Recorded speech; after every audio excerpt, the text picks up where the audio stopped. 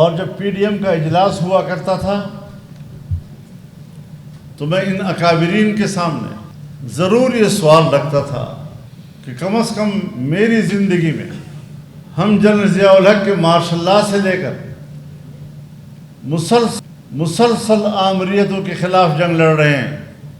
ذرا اس بات کا تجزیہ تو کریں کہ اس پوری جدوجہد میں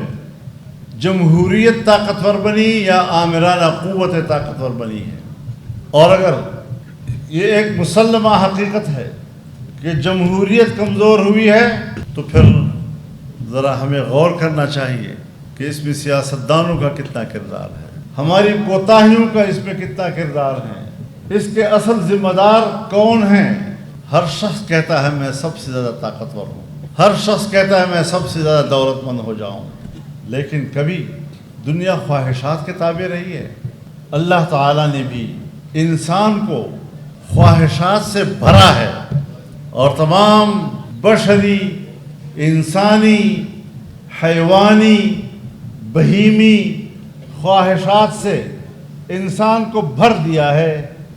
لیکن اس کے باوجود اللہ نے اپنا قانون اتارا ہے اور ہمیں ہدایت کی ہے کہ آپ نے قانون کی پیروی کرنی ہے، اپنے خواہشات کی پیروی نہیں کرنی، اور